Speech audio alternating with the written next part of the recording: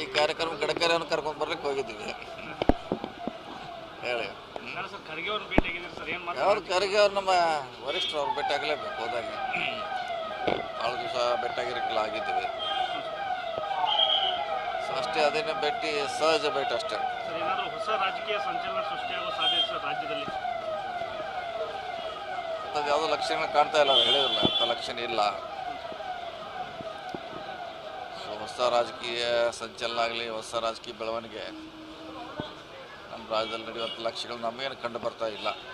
ಮುಖ್ಯಮಂತ್ರಿ ಮೇಲೆ ಸಾಕಷ್ಟು ಒತ್ತಡ ಬರ್ತಿರುವಂಥದ್ದು ಸರ್, ರಾಜೀನಾಮೆ ಕೊಡಲೇಬೇಕು ಅನ್ನೋ ಒತ್ತಡವನ್ನು ಯಾರು ಹಾಕ್ಯಾರ? ವಿರೋಧ ಪಕ್ಷದವ್ರು ಹಾಕಿದಾರೆ. ಅವರು ಹೈಕಮಾಂಡ್ದಿಂದ ಏನಾದರೂ ಹೈಕಮಾಂಡ್ ನಮ್ಮ ಪಕ್ಷದಿಂದ ಯಾವುದೂ ಇಲ್ಲ. ಅದು ವಿರೋಧ ಪಕ್ಷದಲ್ಲಿ 2-3 ತಿಂಗಳಿಂದ ಹೇಳ್ತಿದ್ದಾರೆ, ಇವತ್ತಲ್ಲ.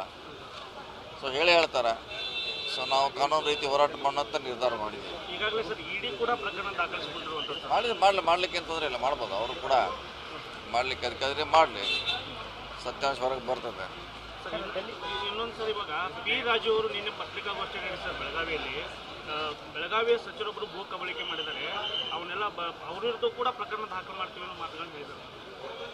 ಹೇಳಬೇಕಲ್ಲ ಯಾರು ಏನು ಎಲ್ಲಿ ಅಂತ ಹೇಳಿದಾಗ ಮುಂದೆ ಅದಕ್ಕೆ ಹೇಳಲಿಕ್ಕೆ ಆಗ್ತದೆ. ಇನ್ನೂ ಅದು ಅರ್ಧ ಇದೆ. ಅವ್ರು ಪೂರ್ಣ ಹೇಳಿದಾಗ ಪೂರ್ಣ ಪ್ರಮಾಣದ ಪ್ರತಿಕ್ರಿಯೆ ನಾವು ಕೊಡ್ತೀವಿ. ಮತ್ತೆ ದಲಿತ ಎದ್ದೇ ಇಲ್ಲ, ಎಲ್ಲಿದೆ ಜನ ಎದ್ದೇ ಇಲ್ಲ, ಯಾವುದೂ ಎದ್ದೇ ಇಲ್ಲ, ಯಾರು ಎದ್ದಿಲ್ಲ. ದಲಿತ ಅಂತ ಏನಿಲ್ಲ, ಅರ್ಧ ಗಂಟೆ 1 ಗಂಟೆ ಕೂತಿದ್ದೀವಿ, ಚರ್ಚೆ ಮಾಡಿದ್ವಿ ಅಷ್ಟೇ. ಚರ್ಚೆ ಯಾವುದಿಲ್ಲ, ಯಾವುದೇ ಹಗರಣ ಇಲ್ಲ. ರಾಜಕೀಯ ನಮ್ಮ ಕೆಲವು ಸಮಸ್ಯೆಗಳನ್ನು ಚರ್ಚೆ ಮಾಡಿದ್ವಿ ಅಷ್ಟೇ. ಮಾಡೋರು ಅದಕ್ಕೇನು ಫ್ರೀಯಾಗಿ ಮಾಡ್ತಾರೆ, ಅದೇನು ಅದಕ್ಕೇನು ದುಡ್ಡು ಬೇಕಾಗಿಲ್ಲ, ಅವಶ್ಯಕತೆ ಇಲ್ಲ. ಟ್ರೋಲ್ ಹಾಗೆ ಆಗ್ತದೆ, ಅವ್ರವ್ರ ಅಭಿಮಾನಿಗಳು ಮಾಡ್ತಾರೆ. ಅದಕ್ಕೂ ಈ ಬದಲಾವಣೆಗೆ ಏನೂ ಸಂಬಂಧ ಇಲ್ಲ.